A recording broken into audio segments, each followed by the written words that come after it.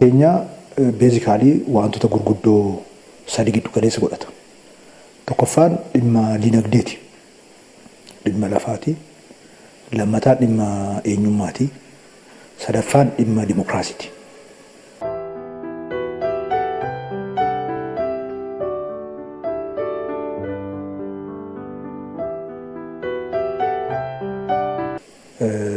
Kana tokkoon olaallee dhimma lafaafaan ol qabatee qabsoon ijoolleen Oromoo gaggeessaa turan 1950-60 keessa qonnaan bulaan Oromoo gaggeessaa tureen aarsaa cimaan godhamee keessattuu hayyoonni keenya kan akka Baaroo Tumsaa fa'aa dabalatee lafti qonnaan bulaadhaaf ejjennoo jedhu qabsiisanii haga paartii ijaarutti Dr. Hayilee Fidaafaan dabalatee aarsaa guddaa kaffalameen lafti qonnaan bulaadhaaf akka ta'u obbo Zagayyaa Asfaw fa'aa adda durummaadhaan gahee olaanaa taphatanii waan seenaa keessatti yoomiyyuu hin irraanfatamne raawwatanii jiru.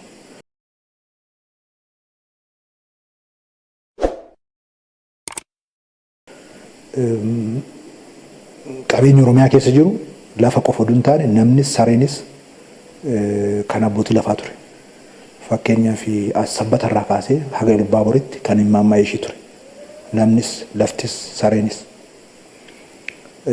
Sana keessaa uummanni keenya qabsoo olaanaa aarsaa kaffalee lafa isaa ofitti qabeenya isaa deeffatee jira jechuudha. Qabsoonni lammaffaan dhimma eenyummaati. Dhimma Oromoo ta'uu. Oromoo ta'uun biyya kana keessatti abaarsa qaanii akka ta'utti godhamee diinni hojii guddaa hojjete. Oromoo mataan isaatiin akka of jibbu akka of hin fudhanne gochuudhaaf hojii guddaa hojjete diinni. Isa kana keessatti qabsaa'onni Oromoo, sabboontonni Oromoo aarsaa guddaa kaffalan. Eenyummaan Oromummaa kabaja akka ta'e. Sabboonummaan Oromummaa fi Oromummaan bu'uura waa hundaa akka ta'e. Oromoo ta'uun yakka akka hin taane. Oromoo ta'uun, Amaara ta'uun, Tigree ta'uun rakkoo kamiyyuu akka hin qabaanne qabsoo cimaa godhanii Oromoon mataan isaa akka of dammaqu of baru gochuurraa kaasee haga mirgi sun heeraaf seeraan lafa akka qabatu gochuurratti hojii guddaan hojjetameera. Isa kana keessatti keessattuu immoo Oromummaa fi Itoophiyaawummaa walitti hidhanii lafa kaa'uu irratti hanqinoota turan alatti sanatti ceesisuu irratti hanqinoota turan alatti qabsaa'onni Oromoo hojii guddaa hojjetanii bu'uuraan dubbiin kun akka karaa qabatu ta'ee jira jechaadha. Oromummaan kabaja ulfina akka ta'e Oromummaan kan ittiin boonamu malee kan itti qaaneffatamu akka hin taane Oromummaan kan itti dheeffamu malee kan irraa dheeffamu akka hin taane saba sabboonaa saba eenyummaa guddaa qabu saba duudhaa guddaa qabu saba ulfina guddaa qabu akka ta'e diinnis firris akka beeku ta'ee jira kun bira cehameera jechaadha. Kun gaaffiin kun karaa guutuu ta'een akka lafa qabatu taasifamee jira.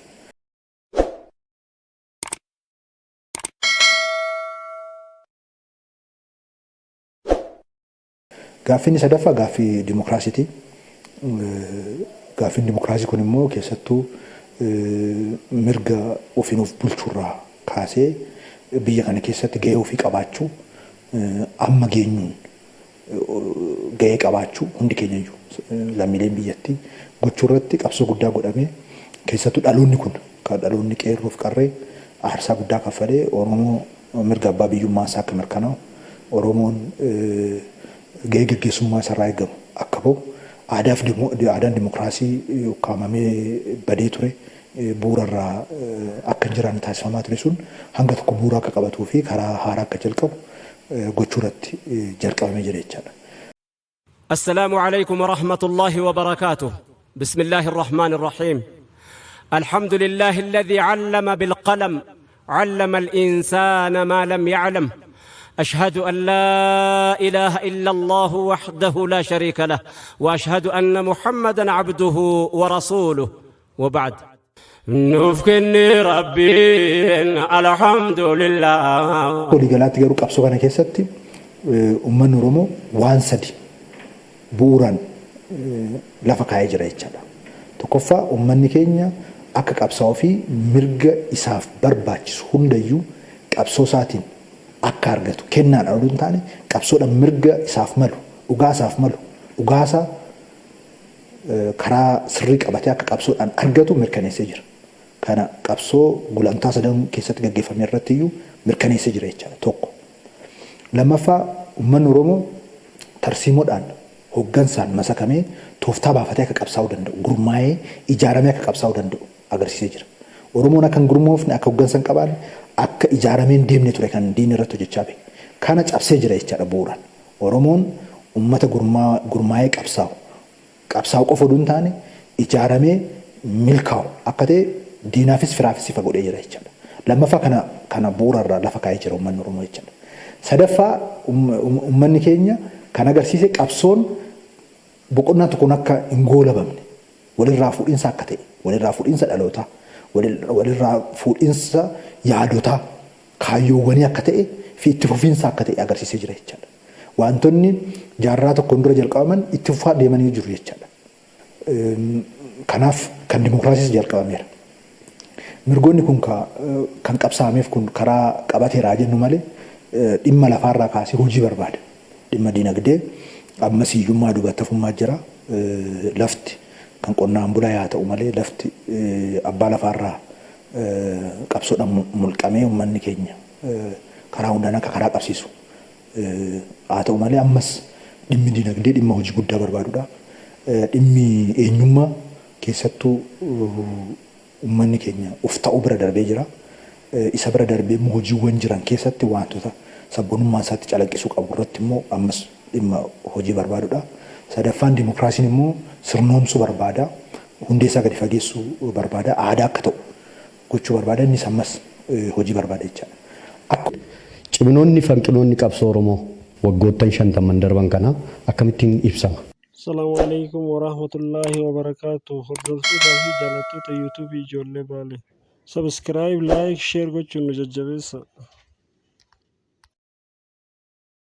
Barachuudhaan hanqinaalee turan hiikaa deemuu danda'amee jira. Kun akka cimina tokkoffaatti fudhatamuu danda'a jechuudha. Ciminni lamaffaan qabsoo uummata Oromoo uummanni Oromoo aadaadhaan duudhaadhaan akka walirraa fagaatu diinni hojjetee ture. Walirraa fageessee ture. Oromoo walitti diinoomsuuf hojjechaa ture. Kunis akka isaan dandeenye agarsiisee jira jechuudha. Tokkummaa isaa sadarkaa hin yaadamne olitti yeroo gabaabaa keessatti tokkummaa isaa ijaaraa dhufee jira jechuudha. Lammaffaa kun cimina qabsoo uummata Oromooti. Sadaffaa ciminni qabsoo uummata keenyaa fira baay'ifachuu irratti. Diinni Oromoon akka shakkamaa ta'uu fi akka fira hin qabaanne godhee hojjechaa bahe. Kun bu'uura irraa akka cabu Oromoon fira baay'ifachaa akka deemu fedhii addaa akka hin qabne hundaaf fira ta'ee hirkoo ta'ee kaanis isaaf hirkoo ta'ee waliin akka deemu gochuu irratti hojii guddaa hojjeteera. Ciminni arfaffaa jennee kaasuu dandeenyu kana. Ciminni shanaffaan uummanni Oromoo hoggansa tokko jalatti masakamee deemuu irratti guddinni waggoottan 50 darban keessatti agarsiisaa dhufe olaanaadha jechuun ni danda'ama. Rakkoo guddaan ture hoggansa tokko jalatti deemuu dadhabuudha. Fakkeenyaaf bara dargoo fudhanne carraa hedduu ture. Paartileen turan, humnoonni siyaasaa turan, baay'een isaanii Oromoota turan. Walii hubachuu, waliin ijaaramanii deemuu, hoggansa tokko jalatti utubamuu dhabuun qaawwa guddaa uume. Injifannoo hedduu fideera, qaawwa guddaas uume. Garuu dhaloonni inni kun wanti guddaan tokko inni akka injifannootti agarsiise hoggansa tokko jalatti ijaaramee wal hubatee deemuu irratti cimina guddaa agarsiisee jira.